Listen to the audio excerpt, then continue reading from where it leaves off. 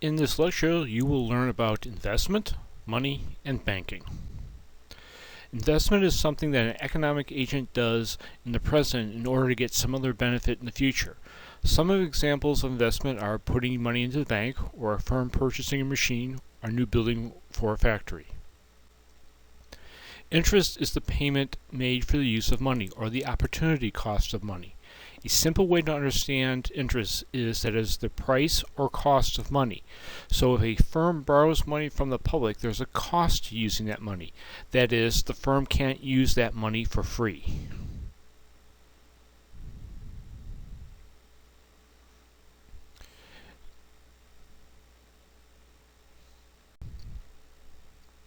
There are 4 theories of why individuals or firms invest in the future. 3 of the theories are based on rational reasons and 1 is based on irrational forces. The first reason is called the Accelerator Theory, or the multiplier accelerator model. This theory says that firms invest because they see GDP increasing and want to capture some of that income for themselves. In order to do this, they need to invest in capital goods in order to produce their product more efficiently. As you learned in prior videos, increases in investment increase GDP, which provides additional incentives for the firm to invest. The neoclassical theory of investment says that the amount of investment depends on how high the interest rate is currently. If the interest rate is the price of borrowing money, this theory makes sense because firms will only invest if the cost of investing, the interest rate, is lower than what the company expects to make from selling the product. Higher interest rates will stifle or prevent the firm from making the investment. The Q theory of investment says that the amount of investment is dependent on the price of the firm's stock. As you may remember from an earlier lecture, a share is a piece of paper that indicates part ownership in a firm. Shares, besides entitling the owners to part of the firm's profits, also give the owners the ability to participate in deciding how the firm is run. Typically, firms don't like to sell too much of their stock to the public because this means that the firm could lose control over how it does business. However, sometimes a firm must sell shares in order to raise the money it needs for investment in capital goods. The higher the price of a share, the fewer shares the firm will need in order to raise the same amount of money. For example, if a firm needs $100 and if the price of the share is $1, the firm will need to sell 100 shares of its stock to raise the needed money. If the price of the share of stock is $50, then the firm only needs to sell 2 shares of stock. Thus, the Q theory makes some logical sense. The remaining theory of investment, the so-called animal spirits, is more controversial than the previous 3 theories of investment. The chief reason is that the previous 3 theories are based on variables that can be measured and compared with actual investment by firms. For example, the Accelerator Theory of investment, which says that investment is dependent on GDP, so we can measure GDP and then we can measure the investment at various moments in time and see if there's a relationship between investment and GDP.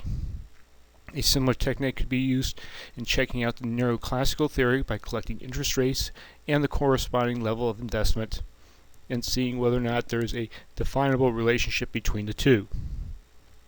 The animal spirits theory of investment says that firms invest for irrational reasons. The CEO of an appliance firm decides that Americans need a computer-cold glass to drink from. Because he or she feels in his or her gut that Americans need this, and his firm invests in the computer of the computer-controlled glass. The idea of investment being done on the basis of irrational reason was advanced by John Major Keynes to describe the economic situation where fundamental economics are sound, but firms decide not investing. Indeed, the period of 2000 to 2008 recession could serve as an example. Because the interest rate was very low, there was steady growth in GDP, and stock prices were rising, but firms were not investing like they should, and there was much hand-wringing about the reason why as a result. Investment hinges on the cost of money, and the expected returns. The idea of expected returns is that firms decide in part to invest not based on the interest rate, but on how much profit they will make for investing. For example, if a firm can expect to make 10% profit on its investment and the cost of borrowing is 1%, then it would be a good deal because the firm would make a 9% profit. If the firm expected a rate of return was 1% and the cost of borrowing, the interest rate is 10%, the firm would earn a negative 9% profit. That is, they would lose money in the deal. So when a firm is thinking about investing, it will calculate the future value of the money invested. This is known as the future value of money. The firm may instead want to figure out how much it needs to spend today in order to earn a particular amount in the future. This is known as the present value of money. Let's take a look at each of these calculations. The future value of money shows us the predicted value of a particular money in the present given the length of time, the interest rate, and the starting amount of money. The formula is the future value of money is equal to the quantity of 1 plus I to the tth power times the present value of money. In the formula, I represents the interest rate, T is the time period, and P is the present value of money the firm wants to invest. Let's take a minute to look at this calculation in a little bit more detail. Here's an example of calculating the future value of money. Joe is thinking about loaning Olga $100. The interest rate he charges her is 8%. The loan is for 3 years. What is the future value of Joe's money? We'll assume there's no inflation to make the calculation relatively easy.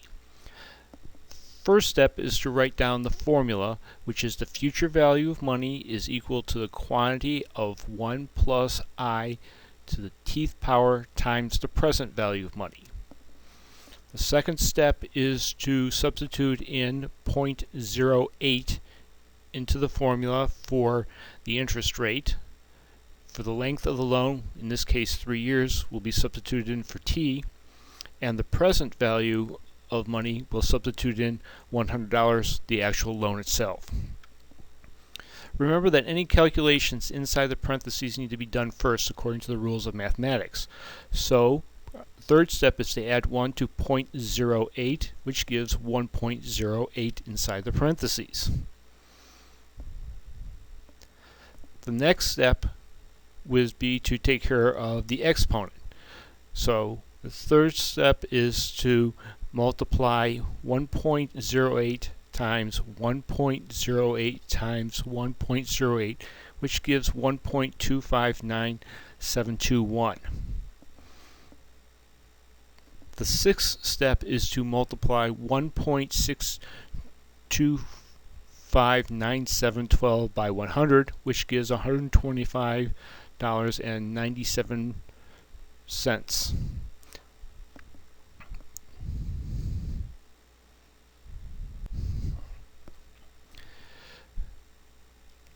Let's look at the present value of money, which is the amount of money the firm will need to invest in the present to earn a particular amount of money in the future. In the formula, I represents the interest rate, T is the amount of time, and the future value of money is the amount of money the firm believes it can make. Let's look at it a minute to look at the calculation in some detail. Let's look at an example of calculating the present value of money. Andre is 2 years away from retirement from working at Moeller University. He would like to get $1,000 from an investment which has an interest rate of 6%. How much money will he have to invest in today to reach his goal? The first step is to write down the formula, the future value of money, divided by the quantity of 1 plus I to the tth power. Second, we will substitute in the future value of money, which is 1,000. We'll substitute in 0.06 for the interest rate, and for T, for the time T, we'll substitute in 2. Our next step is to add 1 to 0.06, which gives us 1.06. Next, we're going to multiply 1.06 times 1.06, or take 1.06 to the second power, and that gives 1.1236. Our fourth step is to divide 1,000 by 1.1236, and we would discover that this is $890. So if Andre invests $890 today, in 2 years he will earn $1,000. One problem for the average person when it comes to investment is, what do they do if they need cash? Most stores don't accept stocks, bonds, or even gold in payment for goods. So the investor will need to convert the financial asset into cash. Liquidity is the measure of how easily a financial asset can be converted into cash. For example, a cash can be converted relatively easy into cash. It's a very liquid asset. A house is not quickly converted into cash because it might take a long time to sell, so it is not very liquid, although at some point it eventually can be turned into cash. Most investors use financial intermediaries like banks, venture capital firms, and other financial institutions to help them invest. Let's look at an example of an individual who wants to start a new business in Detroit. Our entrepreneur could obtain money she needs by finding individual investors for her project, or she could use a financial intermediary to help supply the money she needs to start her business. If our entrepreneur decides to find her own investors, there are several problems in doing it this way. First, our entrepreneur faces the cost of locating the funds she needs. She cannot go to a single person or firm and get the money she needs. She may need to spend money in order to get the money to start her firms, because she will need to talk to several different investors. Investors face risks to liquidity issues. That is, they may not be able to quickly get their money back if they need cash for an emergency. Investors face high costs of negotiations because most individuals want some agreement in order to protect their interest in the investment. Our entrepreneur would need to retain a lawyer to draw up separate agreements with each investor, and the entrepreneur would probably need to pay the fees as well. Investors may not have large sums of money available. Most individuals or entrepreneurs don't have $50,000, $100,000, or $500,000 lying around to fund the project, so raising funds from them could take a long time. As a result of these risks, borrowing directly from individuals would cause the interest rate the entrepreneur would need to pay to borrow the money would be relatively high. Borrowing financial institution reduces risks, and therefore the interest rate. Financial institutions are able to pool money from small investors to form large amounts of money available for investment. Financial institutions increase liquidity for individuals and for themselves. Limit losses to them by borrowing from an institution. Financial losses can be limited to the investors and their contributors by making investments in a variety of different projects.